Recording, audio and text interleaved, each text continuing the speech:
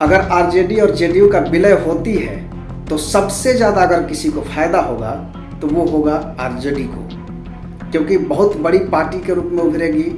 तेजस्वी यादव मुख्यमंत्री के कुर्सी पर बैठेंगे, नीतीश कुमार राष्ट्रीय अध्यक्ष अगर होंगे, केंद्र नेतृत्व में अगर जाएंगे, केंद्र की राजनीति करेंगे, 2024 में पीएम के फेस हो सकते हैं या होंगे ही। लेकिन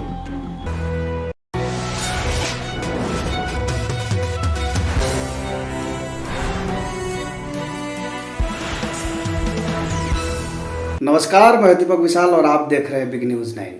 चूँकि बिहार में उपचुनाव का जो प्रचार प्रसार था वो आज से थम गया है और चूँकि 3 तारीख को इस मतदान होनी है और 6 तारीख को इसकी मतगणना होना है, तो रिजल्ट क्या होगा वो बात की बात है।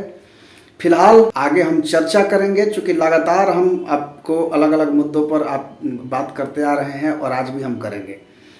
सबसे बड़ी बात है कि एक चर्चा का विषय बन गया है आजकल कि सुशील मोदी ने एक बहुत बड़ा बयान दिया है। उन्होंने कहा कि बहुत जल्द आरजेडी और जेडीयू में विलय हो जाएगी। अब इसको गौर से समझिएगा। आरजेडी और जेडीयू में विलय का मतलब ये है कि सिर्फ एक पार्टी रह जाएगी, या तो जेडीयू रह जाए या आरजेडी रह जाए या फिर कोई तीसरा नाम दे करके एक पार्टी बनाई जाए। ये कहना है सुशील मोदी का। और सुशील मोदी ने एक और दावा किया है कि बीजेपी के संपर्क में जेडीयू के बहुत सारे विधायक हैं और कभी भी पार्टी टूट सकती है या विलय हो सकती है।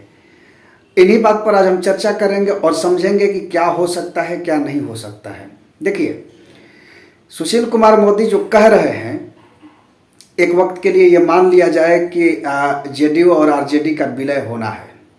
इससे पहले हमने इस पर भी चर्चा किया था कि आखिर विलय होगा तो क्या हो सकता है, क्या नहीं हो सकता है। देखिए, चूँकि क्या है कि अभी बीजेपी अब लगातार जेडीयू पर हमलावर है, आरजेडी पर हमलावर है।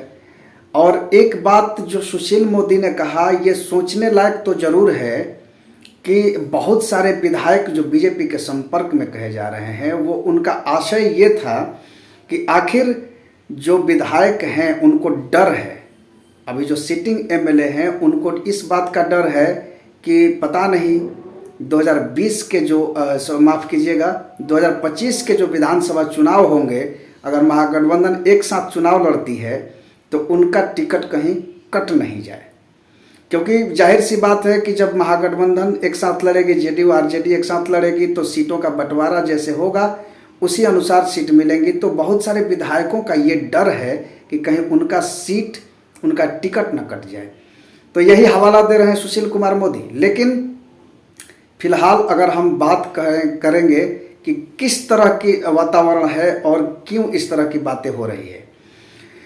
देखिए, एक चीज़ मैंने पहले भी बिग न्यूज़ 9 पर हम लोगों ने चलाया था कि जेडीयू और आरजेडी का विलय हो जाएगा और विलय 2024 के लोकसभा चुनाव से पहले बिहार में मध्यावधि चुनाव होगा और जो पार्टी विलय होगी उसमें नीतीश कुमार को राष्ट्रीय अध्यक्ष बनाया जाएगा और बिहार के मुख्यमंत्री पद वो छोड़ेंगे, तेजस्वी यादव मुख्यमंत्री होंगे और ये केंद्र नेतृत्व पर फोकस करेंगे।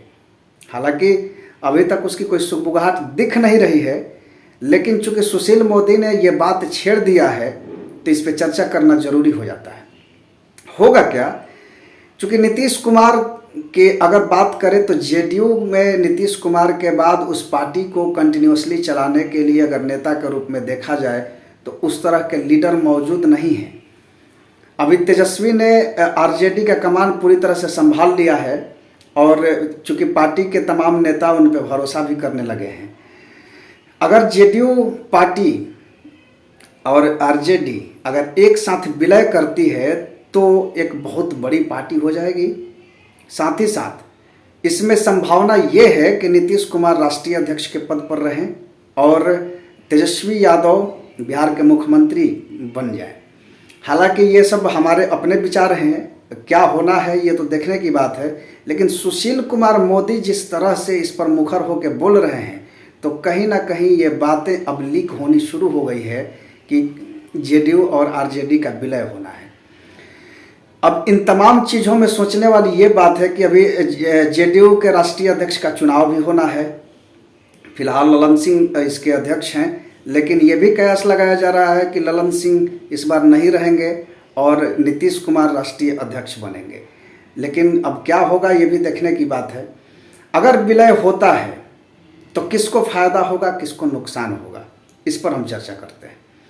अगर आरजेडी और जेडीयू का विलय होती है तो सबसे ज़्यादा अगर किसी को फ़ायदा होगा तो वो होगा आरजेडी को, क्योंकि बहुत बड़ी पार्टी के रूप में उभरेगी। तेजस्वी यादव मुख्यमंत्री के कुर्सी पर बैठेंगे, नीतीश कुमार राष्ट्रीय अध्यक्ष अगर होंगे, केंद्र नेतृत्व में अगर जाएंगे, केंद्र की राजनीति करेंगे, 2024 में पीएम के फेस हो सकते हैं या होंगे ही। लेकिन इन तमाम चीज़ों में अगर हम एक बात को रोक लगा रहे हैं कि अगर 2024 में नीतीश कुमार पीएम कैंडिडेट हुए तो क्या बनेगा। अगर वो पीएम कैंडिडेट हुए और हार गए तो फिर नीतीश कुमार क्या करेंगे। सवाल नंबर 1 कि अगर 2024 में पूरे महागठबंधन के तरफ से या फिर विपक्ष के तरफ से नीतीश कुमार अगर पीएम का चेहरा होते हैं और चुनाव हार जाते हैं, यानी पीएम नहीं बन पाते हैं, तो फिर नीतीश कुमार क्या करेंगे। दूसरा ये कि अगर बिहार की गद्दी, बिहार में मुख्यमंत्री पद छोड़ देंगे, पार्टी का विलय कर देंगे, तो नीतीश कुमार के हाथ में क्या लगेगा। ये 2 सवाल है जो सुशील मोदी के उस विलय होने वाली बात का जवाब ढूंढने की बात कहता है। नीतीश कुमार एक ऐसे राजनेता हैं जो अपने रास्ते हमेशा खुला रखते हैं, और जिस तरह की बात सुशील मोदी कह रहे हैं उस हिसाब से ये लगता है कि नीतीश कुमार के पास अब रास्ते कुछ बचे नहीं हैं। लेकिन ऐसा नहीं है। आपको हम बता दें कि जिस तरह से पीएम कैंडिडेट डिक्लेयर होने तक या चुनाव तक, 2024 के चुनाव तक नीतीश कुमार बिहार की गद्दी नहीं छोड़ने जा रहे हैं, क्योंकि अगर ये छोड़ देंगे तो उनके पास कुछ नहीं रहेगा। दूसरा ये कि जेडीयू को अगर आरजेडी में विलय कर देंगे और अगर पीएम कैंडिडेट बन के भी जीत नहीं पाते हैं तो उनके पास पार्टी के नाम पर भी कुछ नहीं रहेगी। तो नीतीश कुमार ये भी गलती नहीं करेंगे, क्योंकि कुछ गलतियां ऐसी होती है जिसको लोग अपने स्तर से आंकते हैं। लेकिन मैं बता रहा हूं कि जो राजनीतिक समझ रखते हैं वो भी ये जानते हैं कि नीतीश कुमार हमेशा एक दरवाज़ा खुला रखते हैं और वो अपने कभी भी दरवाजे बंद नहीं कर सकते हैं। तो सुशील मोदी का जो ये दावा है कि विलय होने जा रही है, इस कितना सही है कितना गलत है ये देखने की बात है। लेकिन फिलहाल ये जरूर कहा जा सकता है कि जेडीयू के विधायक जो हैं वो बीजेपी के संपर्क में होंगे, क्योंकि डर तो सबको है। जो विधायक हैं अभी उनको इस बात का डर जरूर रहा होगा कि महागठबंधन में उनकी जगह पर कहीं आरजेडी का कैंडिडेट आ गया तो फिर उनका क्या होगा, उनका टिकट कट जाएगा। तो ये तमाम चीज़ें खैर पार्टी पॉलिटिक्स में थोड़ा सा होते रहती है। लेकिन विलय की बात जहाँ तक है वो हो भी सकता है, नहीं भी हो सकता है। फिलहाल मैं ये चर्चा आप पर छोड़ देता हूँ, आप तमाम जनता पर छोड़ देता हूँ। आप कमेंट करके ज़रूर बताइए कि क्या संभावनाएं हो सकती है, क्योंकि मुझे जो लगता है, मेरा जो अपना विचार है जो ये है कि नीतीश कुमार अपना रास्ता बंद नहीं करते हैं, एक ना एक रास्ता खुला ज़रूर रखेंगे।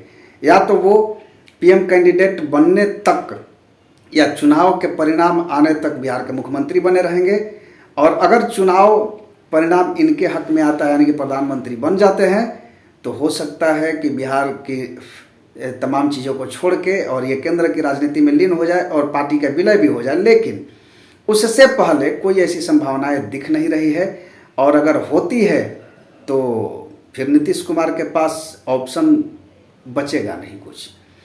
लेकिन तमाम आप लोगों पर मैं ये छोड़ता हूँ, और आप कमेंट करके ज़रूर बताइए कि क्या हो सकता है क्या नहीं हो सकता है, क्या जेडीयू और आरजेडी का विलय होगा, और अगर होगा तो इसके परिणाम क्या होंगे। तो ऐसे तमाम खबरों को हम लेकर के आते रहेंगे रोज़ 9 बजे। आप देखते रहिए बिग न्यूज़ 9 पर ये राजनीतिक विश्लेषण, और मैं आपको विधिवत बताऊंगा कि क्या चीज़ें हो सकती है और क्या नहीं हो सकती है। अगर आप हमारे चैनल पर नए हैं तो जल्दी से चैनल को सब्सक्राइब कीजिए, और साथ ही साथ फेसबुक पर हमारे पेज को फॉलो कीजिए और लोगों में ज़्यादा से ज़्यादा शेयर कीजिए, और देखते रहिए बिग न्यूज़ 9। नमस्कार।